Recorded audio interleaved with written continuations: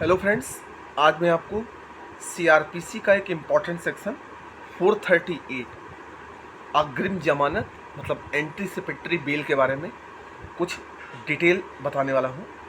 तो देखिए, anticipatory bail किन किन कंडीशन पर मिल सकती है। बहुत से लोगों को डाउट होता है कि एंटीसिपेटरी बेल किन किन मामलों में मिलती है। तो पहले हम समझते हैं कि एंटीसिपेटरी बेल क्या होता है। कि गिरफ्तारी की आशंका करने वाले व्यक्ति की जमानत मंजूर करने के लिए निर्देश है। मतलब ऐसा व्यक्ति जिसको ये संदेह हो कि उसकी गिरफ्तारी हो सकती है, तो ऐसा व्यक्ति एंटीसिपेटरी बेल की मांग कर सकता है। अब इसमें सबसे पहला पॉइंट है कि एंटीसिपेटरी जो बेल होता है वो कैसे मिलता है।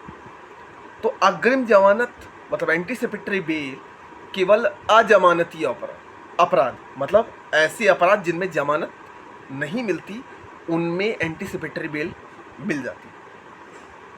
तो अग्रिम जमानत केवल अजमानती अपराध के किए जाने के अभियोग में गिरफ्तार होने की आशंका होने पर ही दिया जा सकता है। मतलब अजमानती अपराध जिनकी जमानत आसानी से नहीं होती।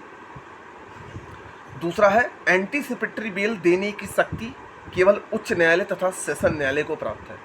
मतलब सेशन कोर्ट और हाई कोर्ट, यही दोनों न्यायालय एंटीसिपेटरी बेल दे सकते हैं।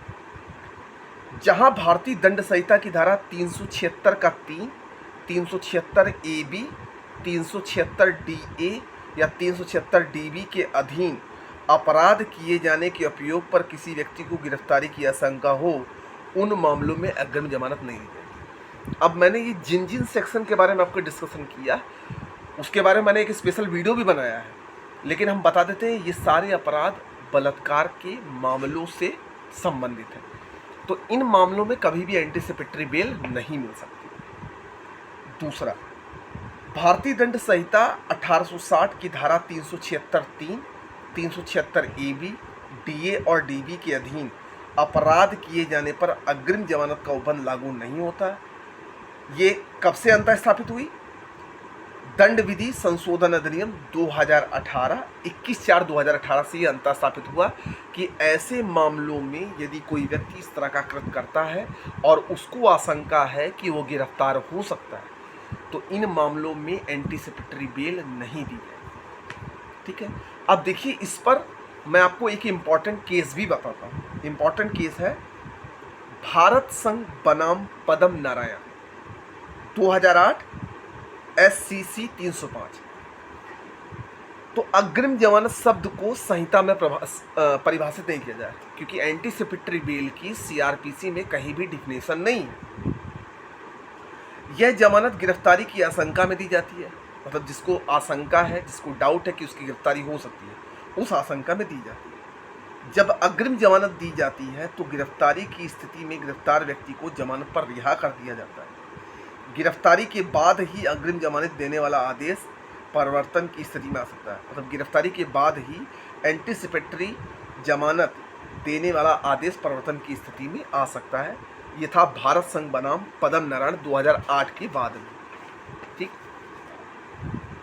अब आता है गुरुबख्श सिंह सिब्बा बनाम पंजाब स्टेट 1980 टू SCC 565 के बाद में। क्या था कि उच्चतम न्यायालय ने अग्रिम जमानत के संबंध में कुछ प्रिंसिपल डिफाइन किए। तो पहला प्रिंसिपल डिफाइन किया कि FIR का पंजीबद्ध होना, धारा 438 के तहत सख्ती का प्रयोग करने के लिए एक पूर्ववर्ती शर्त नहीं है। पहली बात कि ये कोई पूर्ववर्ती शर्त नहीं है।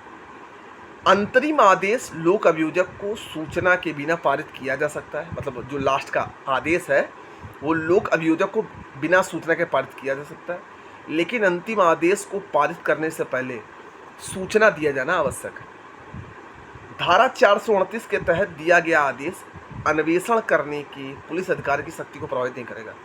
अब ऐसा नहीं है कि जिसको एंटीसिपेटरी बेल मिल गई है, पुलिस उसके खिलाफ अन्वेषण नहीं कर सकता, इन्वेस्टिगेशन नहीं कर सकता। बिल्कुल कर सकता है, ये इसको रोक नहीं लगाता।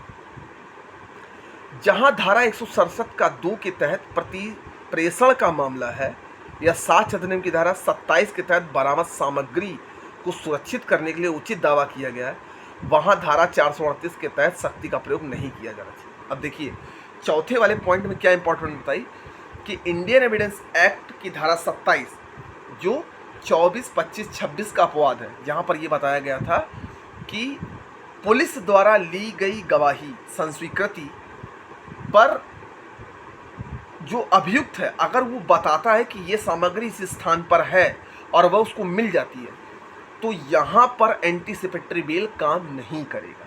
ठीक, अग्रिम जमानत का अनिबंधित असीमित आदेश नहीं दिया नहीं, मतलब एंटीसिपेटरी बेल का कोई अनिबंधित आदेश नहीं दिया जाना चाहिए। ठीक, तो ये मैंने आज के वीडियो में आपको एंटीसिपेटरी बेल सेक्शन 438 के बारे में डिटेल से जानकारी दी है। इसके बाद भी अगर कोई डाउट होता है तो आप कमेंट बॉक्स में कमेंट करिएगा, और बाकी अगर वीडियो अच्छा लगे तो शेयर कर दीजिएगा। तब तक के लिए धन्यवाद, मिलते हैं नेक्स्ट वीडियो में।